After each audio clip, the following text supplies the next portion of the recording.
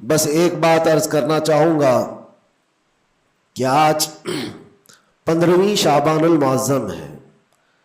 ہماری زندگی کے سالوں میں سے ایک نئے سال کی شروعات ہے. حدیث پاک میں ملتا ہے کل کی رات اللہ تعالیٰ فرشتوں کو سارے معاملات تقسیم کر دیتا ہے، بندوں کے متعلق کیا کیا چیزیں سال بھر میں ہونے والی، اور فرشتوں کو سارے احکام بتا دیے جاتے ہیں. اس میں سے بسا اوقات ایسا ہوتا ہے کہ کسی کی موت لکھی گئی ہوئی ہوتی ہے اس سال، لیکن وہ بندہ شادی کی تیاریوں میں مصروف ہے. کسی کے 2 مہینے 3 مہینے کے بعد زندگی کے خاتمے کا عنوان لکھا گیا ہوگا، لیکن وہ اپنے بزنس پلان کر رہا ہوگا، وہ سفر کی تیاریاں کر رہا ہوگا. ہم میں سے بھی کسی کو معلوم نہیں کہ کل کی رات ہمارے لیے کیا حکم اللہ نے فرشتوں کو دیا ہے. اگر زندگی باقی ہے تو دعا کریں کہ اللہ تعالیٰ خیر و برکت والی زندگی عطا فرمائے، نیکیوں والی زندگی عطا فرمائے.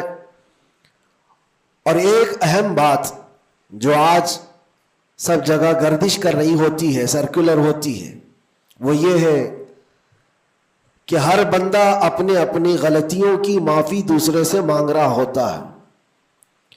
اور یہ اس لیے بھی ہے کہ سب نے شاید یہ حدیث سنی ہوگی کہ ان بڑی راتوں میں اللہ تبارک و تعالی سارے بڑے گناہوں کو معاف کر دیتا ہے، لیکن چند لوگ ایسے ہیں جو ان راتوں میں بھی معاف نہیں ہوتے. ان میں سے ایک بندہ وہ ہے جو لوگوں کے تعلق کو ختم کرتا ہے، قطع تعلق کرنے والا.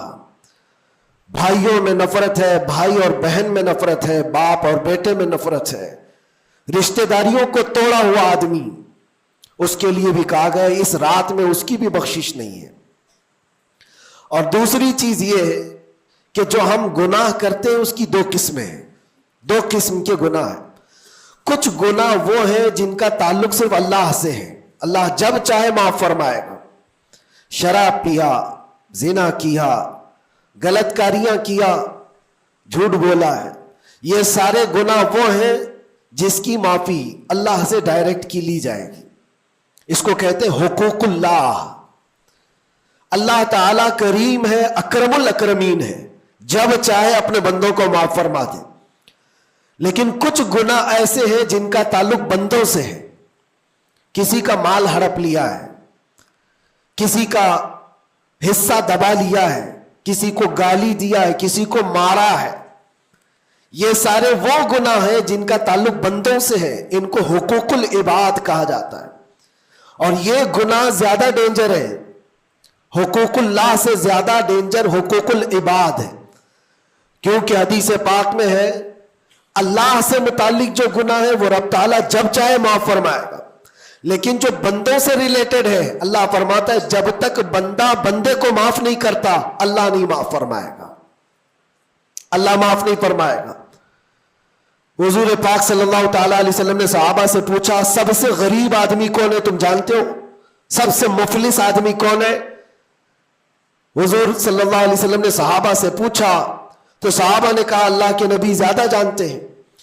آقا کونین صلی اللہ علیہ وسلم فرماتے ہیں سب سے زیادہ غریب قیامت کے دن وہ نہیں جس کے پاس پیسہ نہیں، مال نہیں، نیکیاں نہیں، وہ نہیں، بلکہ میرے آقا فرماتے ہیں قیامت کے دن ایک بندہ ایسا ہوگا جس کی نمازیں بھی بہت تھی، صدقات و خیرات بھی بہت تھے، حج بھی کیا تھا، زکوٰۃ بھی دیا تھا، عمرے بھی تھے، نفل عبادتیں بھی تھی، اس کی بہت نیکیاں لے کر کے آیا تھا. لیکن جس وقت وہ عدالت الہی میں پیش ہوا تو کئی لوگ کھڑے ہو گئے، ادھر سے ادھر سے آئے، رب تعالیٰ سے کہنے لگے مولا یہ نیک تو بہت ہے، نمازیں اس کی بہت ہے، حج بھی کیا ہے، عمرے بھی کیا ہے، لیکن میرے پیسے بھی دبا کر رکھا تھا. کوئی کہتا ہے کہ مولا میرا حق اس کے اوپر بنتا ہے، اس نے مجھے گالی دی تھی. کوئی کہتا ہے کہ مولا میرا بھی حق بنتا ہے، اس نے مجھے مارا تھا. کوئی کہتا ہے مولا میرا بھی حق بنتا ہے، اس نے میرے پیٹھ پیچھے مجھ سے چغلی کی تھی اور لڑانے کی کوشش کی تھی، میرا حق بنتا ہے اس پر. تو یہ سارے حق طلب کرنے والے بندے کھڑے ہو جائیں گے اس کے خلاف جو نیکوکار تھا. اللہ تعالیٰ فرماتا ہے تم لوگوں کو اس سے کیا چاہیے؟ سارے بندے کہتے ہیں مولا ہم تو گنہگار ہیں، نیکیوں کی کمی ہے، اس کے پاس نیکیاں زیادہ ہے، اس کی نیکیاں ہمیں دلا دے۔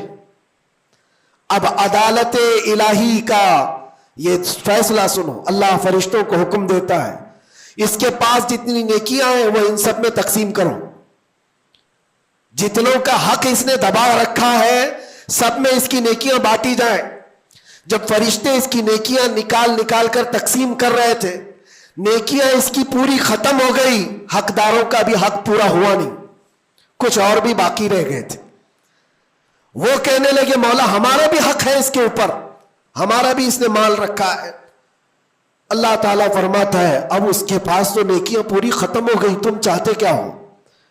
وہ گنہگار تھے، وہ کہتے مولا ہم یہ چاہتے کہ ہمارے گناہ اٹھا کر کے اس پر ڈال دے، ہمارا بوجھ تو کم ہو جائے۔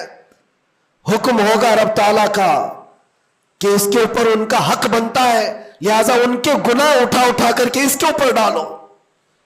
حدیث پاک میں میرے آقا فرماتے ہیں لے کے تو چلا تھا بہت ساری نیکیاں، لیکن وہاں سب بٹ گئی، الٹا دوسروں کے گناہ اپنے سر پر لے لیا اور سیدھے اس کو فرشتے جہنم میں لے کر جاتے ہیں۔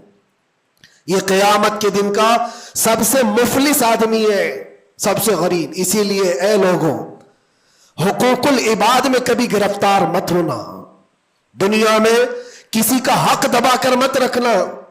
کسی کو اگر تم نے اپنی زبان سے ایذا دیا ہے، تکلیف دی ہے، یا ہاتھ سے دیا ہے، یا کسی بھی طرح سے دیا ہے، تو قیامت کے دن اس کا حق لیا جائے گا، تمہیں اس کا حق دینا پڑے گا۔ اسی لیے شب برات آتی ہے تو سب لوگ ایک دوسرے سے معافی بھی مانگ لیتے ہیں۔ بندوں سے اگر تمہارا حق ہے تو بندوں سے معافی مانگ لو، اگر بندہ معاف کر دیا دنیا میں تو اللہ بھی معاف فرمائے گا، اللہ معاف فرمائے گا۔ لیکن معافی مانگنے کا ٹرینڈ آج واٹس ایپ اسٹیٹس بن گیا ہے، بہت آسان ہے اسٹیٹس پر رکھ دینے کا کہ میرے جس کے اوپر بھی حق بنتے ہیں میں نے ان کو معاف کیا، وہ مجھے معاف کر دیں، کسی کے پاس جانے کی ضرورت ہی نہیں، واٹس ایپ میں گھماتے رہ جاؤ۔ کیا اسی کو معافی مانگنا کہتے ہیں؟ معافی مانگنے میں آدمی کو جو انا ہے، جو تکبر ہے، جو شیطان اسے گھمنڈ دلاتا ہے، اسی توڑنے کے لیے تو اللہ نے معافی مانگنے کا حکم دیا ہے کہ جاؤ تم اپنے اس بندے سے معافی طلب کرو جس کے پاس جانے میں تمہیں شرم آ رہی ہے۔ اپنے نفس کو توڑو، اپنے انا کو ختم کرو، اپنے تکبر کو مارو۔ تمہاری بہن کا کوئی حق باقی تھا تو تم اگر یہ سوچتے ہو اس کے پاس کیسے جاؤں، وہ تو چھوٹی ہے، میں اتنا بڑا ہو گیا ہوں، کیا بہن سے بھی معافی مانگوں گا؟ میں چھوٹا ہو جاؤں گا؟ قدر کرو، آج تمہارے پاس وقت ہے، یہاں تھوڑی دیر کے لیے چھوٹا ہونا اچھی بات ہے۔ قیامت کے دن جب تمہارے گلے میں توق ڈال دیا جائے گا گناہوں کا تو اس وقت مدد کے لیے کوئی نہیں آ سکے گا۔ اس لیے میرے عزیزوں حقوق العباد میں گرفتار کبھی نہ ہونا۔ اللہ کے نبی صلی اللہ علیہ وسلم کے پاس ایک جنازہ آیا، حضور صلی اللہ علیہ وسلم جب جنازہ پڑھاتے تھے تو پہلے پوچھتے تھے اس پر کسی کا حق باقی ہے، کسی کا اس پر کوئی لینا دینا باقی ہے؟ جنازہ صحابی کا ہے۔ جب جنازے کے پاس کھڑے تھے تو ایک صحابی آگے بڑھتے اور کہتے یا رسول اللہ 2 درہم میرے اس کے اوپر باقی ہے اور یہ مر گیا، دیا نہیں مجھ کو، 2 درہم قرضہ اس کے اوپر میرا باقی ہے۔ حضور پاک صلی اللہ علیہ وسلم نے کیا فرمایا جانتے؟ صلو علی صاحبکم ولا اصلی علیہ، اے لوگوں تم چاہو تو اس کا جنازہ پڑھ لو، میں نہیں پڑھوں گا۔ حضور پیچھے ہٹ گئے، 2 درہم کا صرف قرضہ باقی تھا جن کا انتقال ہوا، اور حضور نے فرمایا میں جنازہ نہیں پڑھوں گا۔ سوچو آج 2 درہم کا بوجھ بھی کتنا بڑا ہوتا ہے۔ جنازہ رکھا ہے، حضور پیچھے ہٹ گئے۔ پھر ایک کوئی صحابی آگے بڑھتے اور کہتے یا رسول اللہ صلی اللہ علیہ وسلم ان کی جانب سے ان کا قرضہ میں ادا کر دوں گا۔ حضور نے فرمایا کب تک ادا کرو گے؟ کہا کل کی مغرب سے پہلے میں ادا کر دوں گا۔ اللہ کے نبی نے ان سے وعدہ لیا اور اس کے بعد پھر اس صحابی کی نماز جنازہ پڑھائی۔ یہاں تو بہت سارے حقوق لے کر بیٹھے ہیں، وہ تو 2 درہم کی بات کر رہا ہوں۔ اسی لیے ہماری زندگی کا خاتمہ ہونے سے پہلے یہ حساب کتاب پہلے صاف کر لو. حاسبو قبل ان تحاسبو, اپنا حساب کلیئر رکھو اس سے پہلے کہ تمہارا حساب لیا جائے. اللہ کریم ہم سب کو کہنے سننے سے زیادہ عمل کی توفیق عطا فرما. رب تبارک و تعالی شعبان المعظم کے اس پاکیزہ مہینے کو ہم سب کے لیے نیکیوں والا اور خیر و برکت والا مہینہ بنائے. الہ العالمین قدیر و جبار خدا, جب تو نے رجب اور شعبان ہمیں دکھایا ہے تو رمضان تک ہماری زندگی عطا فرما.